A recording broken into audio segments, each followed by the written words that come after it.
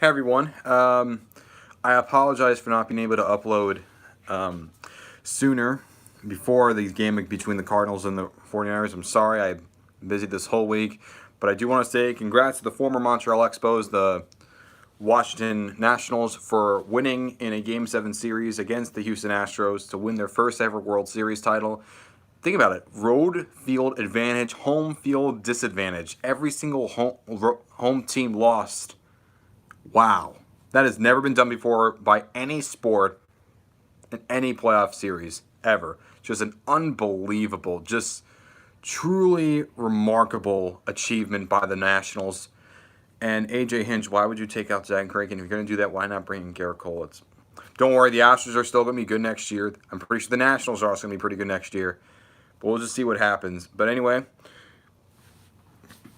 yesterday, we got to see the 49ers defeat the Arizona Cardinals a lot closer than I would have guessed. They beat them from a score of around, it was like 28-25. I saw the Niners winning. The Cardinals really played them tough, especially near the end. Jimmy Garoppolo had his best game of the season with 4 touchdowns. Maybe he's better than Brissett, I'm not too sure, but either way, it doesn't matter. The 49ers are 8-0 for the season. Their defense is still outstanding. Kittle's still a dude. Their running back core is amazing. And you're looking at the Niners and saying, hey, it's going to be a little bit tough because you're going to have the Packers, the Ravens, and the Seahawks twice on that schedule. But so far, they're looking pretty good. They're looking pretty good. They look like they're going to maybe run away with that division, but there's the Seahawks and the Rams there too, so we'll see about that. But in NFL news, Quan Alexander for the 49ers is done for the season with a torn pec, and the Cardinals just signed Zach Brown, who, if you remember, was with the Bills and the Redskins and the Eagles. In fact, he was with the Eagles when he said that, Kirk Cousins was a weak point of the Vikings offense, and he shredded them, and then he got cut, and now he's a Cardinal. Kenyon Drake also played well yesterday. So going in, let's go for the other predictions for the rest of the week, shall we? We have the London game for the International Series, the final London game of the season, and the second to last International Series game for the NFL. We have the Houston Texans in their first ever game in London, second in the International Series, against the London mainstay Jacksonville Jaguars. So what's going to happen here? Well, it's pretty simple. It's going to be a pretty competitive game between these two AFC South rivals against Deshaun Watson, one of the best quarterbacks in the league, against Gardner Minshew, who might be a favorite to win, Offensive Rookie of the Year, along with Josh Jacobs and a few others. The Texans are a better team right now. I'm understanding that the Jaguars won the last couple of weeks, but again, that's against the Bengals and the Jets. The Texans beat the Raiders, who are a relatively competitive team. And even though the Minshew mania, people like to ride with a mustache, right here, I got to go with Watson. I got to go with the Texans. Even though J.J. Watt's out with the season, give me the Texans. The Texans are the better team. The Texans look like they want to compete with the Colts and try to win that division in the AFC South. Moving on to the 1 p.m. games, you have the Chicago Bears, who lost in just devastating fashion. Last-second field goal missed by Eddie Pinheiro to the Chargers against the Philadelphia Eagles, who had a really nice, impressive win in Buffalo against the Bills. Right here, it's going to be a battle between two teams, Matt Nagy and Doug Peterson, two coaches from that impressive coaching tree from Andy Reid. Right now, it looks like the Bears, they're still riding with Trubisky, but if he doesn't do well in this game, he's getting benched, and Chase Daniel's probably going to be starting next week. Because I think the Eagles still know that the division's in reach for them, meanwhile, as the Bears, they might be a little bit desperate, but, you have the Lions above them and the Vikings, and, of course, the Packers above them. It's going to be a lot tougher, but, this is also the rematch of the double doink game in the playoffs where, Cody Parkey, he hit both the upright and the crossbar for the field goal, if you remember. But the Eagles are a better team right now, even though their defense is kind of weak. It's not like the Bears' defense has been that as good the last few weeks. So I'm going to take the Eagles in the rematch of the playoff game.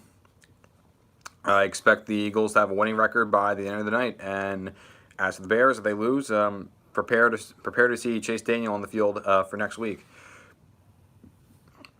Move on to, this is a bad one. This is the cross-divisional matchup, but the worst one you'd expect. The Jets and the Dolphins, a team with teams with combined 1 win.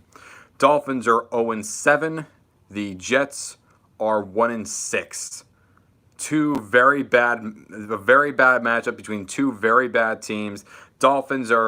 Jets have the better quarterback. I mean, Fitzpatrick's fine, but this is going to be a very, very bad matchup. It's probably going to come down to the wire, but considering how the Dolphins are in prime to tank, and considering how they were up 14, they lost 27-14 against the Steelers, they didn't score a point after the first quarter. Because of that, and because I do think the Jets, Darnold needs to turn it up a notch because he's the better quarterback. I do think he's going to sharpen his skills a little bit, especially against the porous Dolphins defense. And I think the Jets are going to go into Miami and get their second win this season. Moving on to the Steel City, where the Dolphins played on Monday night, where the Steelers host the Colts. Colts are a very good team. Colts had a come-from-behind win against the Denver Broncos. Colts are a very competitive team behind Jacoby Brissett, that offensive line, Marlon Mack. It's not going to be with T.Y. Hilton because he's going to be out for roughly a few weeks due to an injury. Their Colts defense is really good. The Steelers, their defense is actually okay as well. Now, granted, their offense is not as good, especially without Ben Roethlisberger and Antonio Brown. Juju Smith-Schuster is still a nice piece, but I think it's going to be a little bit close. I'm going to go with the Colts in this one with the victory, but I do think the Steelers will try to make it somewhat competitive. Going to a little bit north to Western New York, where Dwayne Haskins gets to have his very first start of his young NFL career for the Washington Redskins. About time. About time they finally did it. They should have started him a little while ago. Yes, he may not be 100% ready yet, but that's why you got to try him out and see what you have in store for him. If not, then you're just gonna prime him up for disaster. Now, granted, he's with the Redskins, so it's not exactly the best situation for him, but blame the coaching staff. I blame everyone for the Redskins. But it's going to be a bit of a tough challenge for them because they're going to be against the Bills team that's really frustrated after the egg that they laid against the Eagles last week. They're going to be hungry for blood. They're going to want to try to get a win out of their system just to freshen the mood after last week's humiliating loss at home. So give me the Bills in a rout, probably by like a touchdown, maybe even 14 points for all we know. The Redskins are not a good team. They only have one win in the season. That's against the Dolphins. I expect the Bills to handle the Redskins. Come on. You can at least make the excuse for the Eagles. There's no excuse to make if you lose to the Redskins. If that happens, then the Bills are a fraud. And if the Bills are a fraud, it tells you just how weak that AFC is. Next game, cross-conference matchup between the Tennessee Titans, who are 2-0 with Ryan Tannehill as the starter, facing off against the Carolina Panthers, who are just 1 week removed from that just blowout loss in Santa Clara against the San Francisco 49ers. I think the Panthers are going to be a little bit hungry. I think they're going to try to put themselves more so in the playoff race. Meanwhile, the Tennessee Titans, they're starting to pick up a little bit of pace. And this is their Ryan Tannehill's first game on the road in the Titans uniform. Panthers are home, though. Christian McCaffrey is one of the MVPs of the league. Panthers are trying to fight hard for that playoff spot. The NFC's tougher. I'm going to go with the Panthers in this game. Move on to the game of the 1 p.m. slot. You have the Minnesota Vikings, who are 6-2 against the Kansas City Chiefs, who have lost 3 straight games at home. Okay, they're also on top of the AFC West, but you get my idea. The Chiefs, we're not too sure if Patrick Mahomes is going to be back. The Vikings have won 4 straight. They're one of the best teams in the NFC, one of the best teams in the league. Because of that, I think it's going to come close, but if Mahomes is playing, then I see the Chiefs eking out a win. If he's not playing, I think they're going to get their 4th straight loss at home for the season. Then 4 p.m., the 4 p.m. games, you have the Tampa Bay Buccaneers, another bad performance by Jameis Winston. How much longer is Bruce Arians going to take it before he pulls him? Against the Seattle Seahawks, who, again, one of the best teams in the NFC. Seahawks are home. Buccaneers aren't that good of a team. Pretty self-explanatory. Yeah, Mike Evans, but come on. The Seahawks just got Josh Gordon now. I don't know how much he's going to play, but come on, the Seahawks are the better coach. I mean, nothing against Bruce Arians, but they have the better quarterback. They're the better team. Give me the Seahawks easily. Then the Lions go to the East Bay to take on the Oakland Raiders. Raiders are a competitive team. Lions finally got their first win in a couple games. This is going to be a very, very tough matchup, probably an underrated matchup between two under-the-radar kind of teams. I think the Raiders feel like they let a win slip by. Meanwhile, the Lions, they got a win, but it's against the Giants.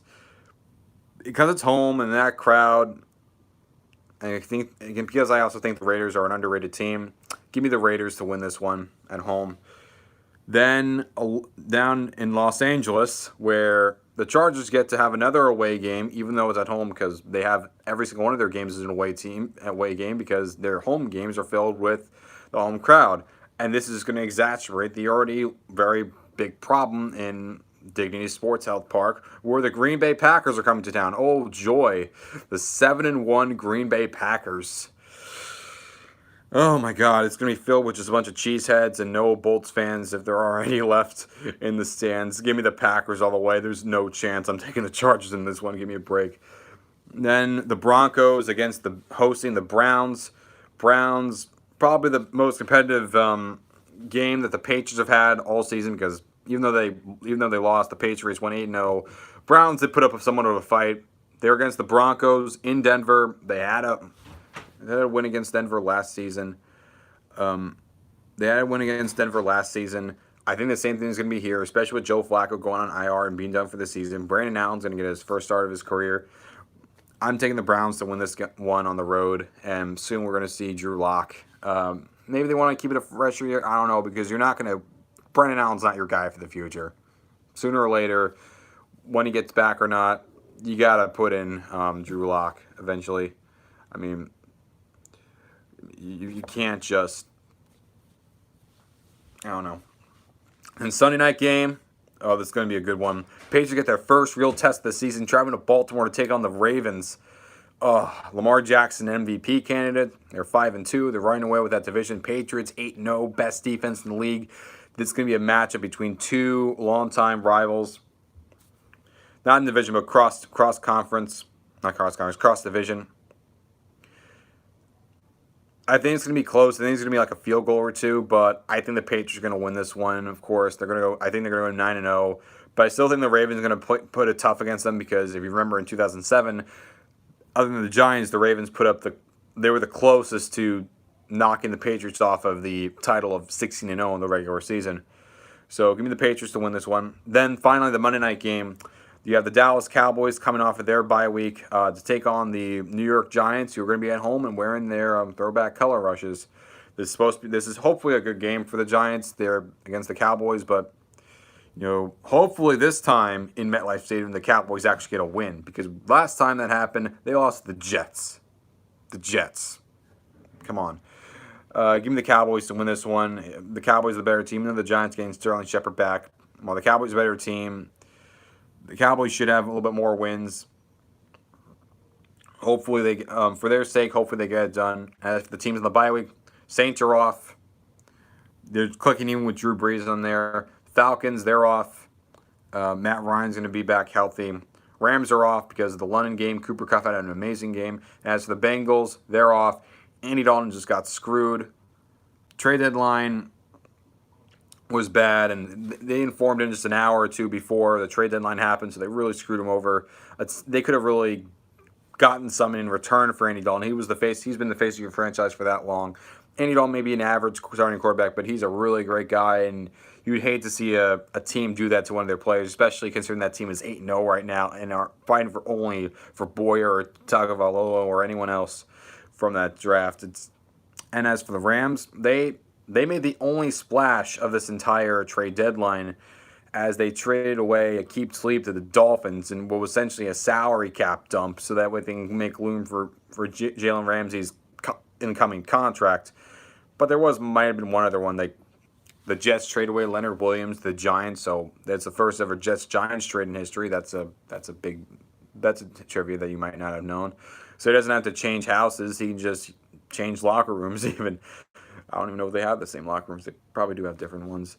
So, yeah, the third and the fifth, it's a lot. But, hey, the Jets got something out of him. Who knows? He's probably not going to be with the Giants next season, but stranger things have happened. But those are my picks for the season. Not for the season. Those are my picks for Week 9 of the NFL season. I hope you all liked it. And I hope that this week is a very, very competitive one in which fans of all teams could be entertained one way or another, whether their team loses or wins. Thanks, everyone, and have a fabulous rest of your night.